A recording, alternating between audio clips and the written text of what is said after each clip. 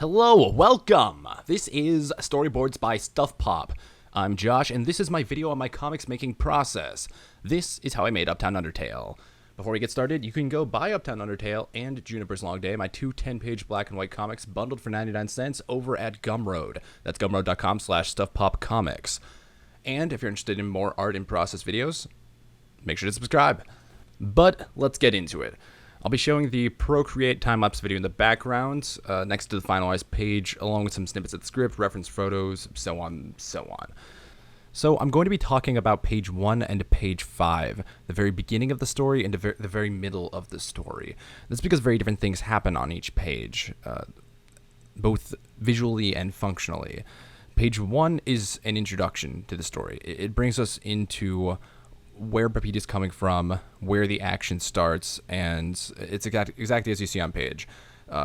Pepita's going to the big city to visit her grandma, whom she hasn't seen in 5 years, shows up at her apartment, knock, knock, knock, page turn reveal to the apartment's empty.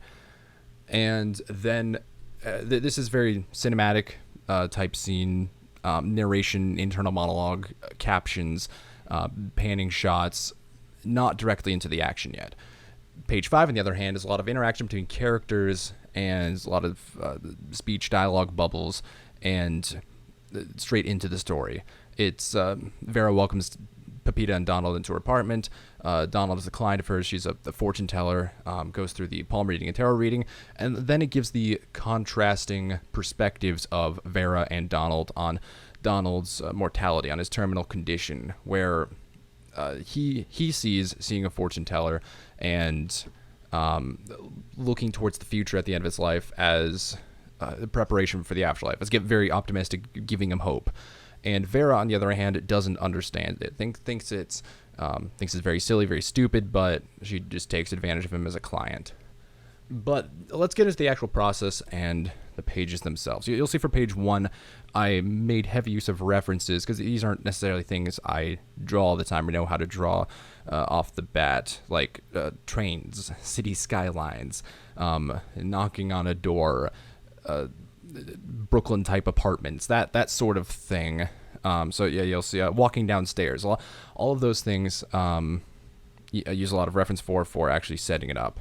But yeah, so far as the page itself goes, I work from a script. I work from an outline where I have everything written out, beat by beat, action by action, piece of dialogue by piece of dialogue, scene by scene. And I found that's a very useful way for me to understand what needs to go into the page and how really words transfer to the visual medium. So you'll see here on the side of the script that it's pretty much how I laid out the panels on the page. Exactly. Vera stares out the window, train, city skyline. I can't believe I haven't seen my grandma in 5 years.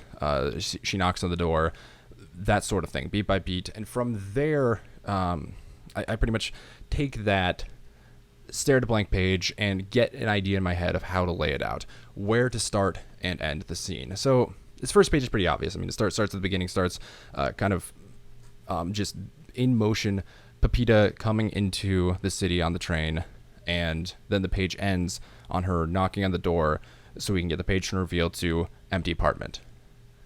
So I just pretty much had to fit in all the action that happens between then and there, and the captions that fill in the blanks for what the context is and who Pepita is. And once I have that laid out in my head, I put it on the page as fast as I can. What that means, I scribble out some, or I sketch out some panel lines, and I write in words what happens on each panel. Drawing it out, slow. I'm going to forget things. So, and it'll be harder to, at first glance, get an idea of what all needs to fit on one page and how to organize it. So, yeah, write everything down, everything that needs to go in the panel, at least in a very simple way, like Pepita profile, staring out window, train here, city skyline here, caption box here, leave space, that sort of thing. And from there, I go and storyboard the page. It's storyboard's probably a nice way of saying it. It generally scribbles to get the figures laid out in each, the figures and the objects laid out in each panel, the composition, and yeah, creating the page from there. So that's when I make heavy use of reference, is making sure I know how to draw things and that things fit all together and are actually the right angle, right composition, etc., or right relative size, etc. And then I get to the penciling, which is a cleaned up version of that, where depending on how well I'm drawing that day, sometimes my first sketch can be a clean enough version for me to ink from, partially because I'm just drawing better from scratch, or that I'm in practice enough to be inking freehand decently. But it goes from there, from the cleaned up pencils, which that's kind of where a lot of redrawing comes in, redoing panels, figuring out how something can be done better. So it goes from there to the inking, which line art, inking, tracing black lines. What I'm doing in this comic is very simple. Really, the goal is the dark lines and to have closed silhouettes, outer lines for the characters. That's really what I found are the most efficient ways, most bang for your buck ways to get the art looking clean, looking professional, looking nice.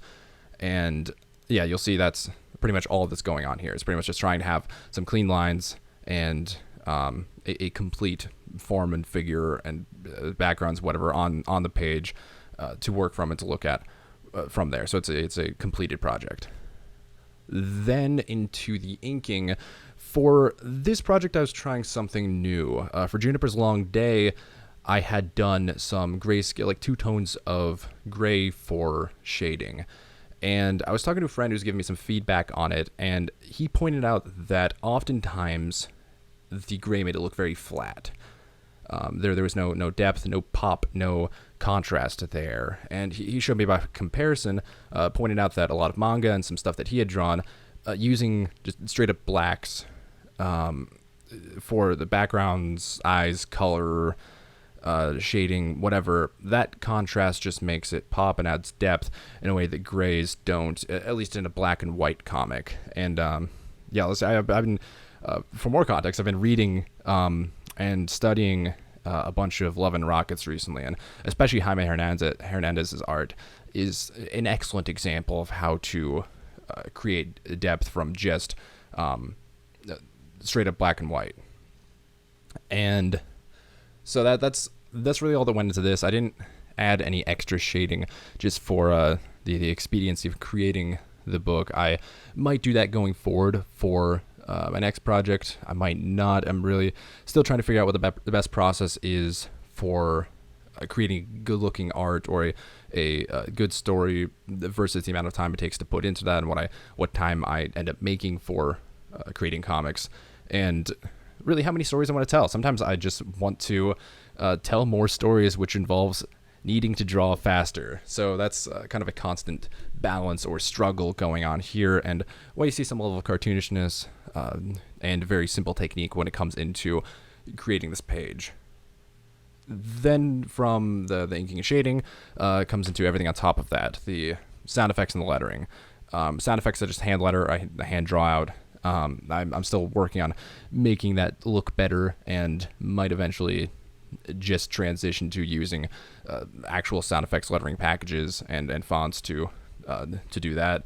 But yeah, for now I just hand draw this out, and the lettering, I just use the standard snap shapes in Procreate, oval, rectangle for captions, etc. I am going to transition away from ovals because I've found, since it's been pointed out, that those look bad and unprofessional, because real comics don't use just perfect ovals for speech bubbles, and it, especially compared to hand-drawn shapes in the background that they're over top of, it stands out, or it can be very jarring. I think it looks okay on page 5 right here, but it could be a lot better. So page 1 was a bit sparse so far as the captions or the actual writing over top of it goes. Page 5, however, you'll see there's a lot of dialogue. There's a lot fit into one page, and I'd actually what is this, 8 panels? I'd actually, when I originally wrote it, it was broken up into, or it was much extended, much a more decompressed version of this scene, where there are, maybe a couple panels bringing Donald into the apartment, introducing everyone, giving a bit of his background or introduction into, when I visited you last week, Vera, you made this prediction, this very vague prediction, and in some way it came true yesterday, and it's so perfect. I love fortune telling, etc., etc. And then also multiple panels or multiple speech bubbles explaining everything going into the palm reading and tarot reading. And that was horrible. That was a bad script, and that's why I rewrote it, and it looks like it does right now. So you'll see right now that there's one panel for the introduction of Donald and welcoming to Vera's apartment. You'll see there's one panel for the palm reading, one panel for the tarot reading. And then we get on to the actual meat of the scene, the point of the scene, which is the contrasting perspectives of Vera and Donald about Donald's mortality. And yeah, that's the important part. So we actually introduce everything at the top, and then at the bottom we're able to get into the two talking about I know I'm dying. This is how I choose to face the afterlife or face the rest of my life, is looking forward. And Vera being like, he's a customer, whatever.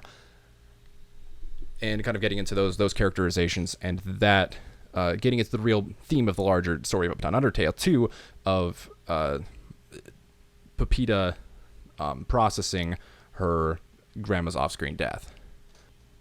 Yeah, so with that, the other thing about this page is fitting in all the speech bubbles. Or that's definitely something I'm still learning how to do better so far as art composition goes, is making space for the speech bubbles. But I think for this page, I was able to figure out a way to lay everything out cleanly and connect everything within the images to be a very natural read for the eyes. So I put a lot of thought and care into, in that top left panel, figuring out how it would be easy for the eyes to read from speech bubble to speech bubble there. And at the top right, just physically connecting them so there's somewhere for the eyes to go to read what comes next and make sense of it out of everything going on. But that's really something that I think is essential to reading a comic, is the lettering, because that's what the person's actually reading. The picture's there. Sure, that's what you're looking at. They're giving context, they're describing what's going on. But so far as the most direct interaction with the comic book by the reader, that's the lettering. And if that's done well or well enough, it makes it very accessible, versus if it's done poorly, immediately makes the comic unreadable, inaccessible, and then just some sloppy art book, I guess. But I think that covers pretty much everything that I put into physically creating a comic. Yeah, again, from the outline script to layout, storyboard, pencils, inks, shading, and lettering, to that final product. And really, it's other videos that I'll get into the more intricate details of composition, of page layouts, of redrawing, of hands. Hands is something that I want to get into at some point. And with this, I thought it was useful just to lay out for two particular pages that showed that went through different parts of the story, how I approached them, how I went from a similar type script to two very different pages, and was able to create that, and the thought processes and decisions I made along the way. Thank you for watching. Please like and subscribe. And remember, Juniper's Long Day and Uptown Undertale are available over at Gumroad, gumroad.com/StuffPopComics. You can find more of my art in process pictures on Instagram, instagram.com/StuffPopComics.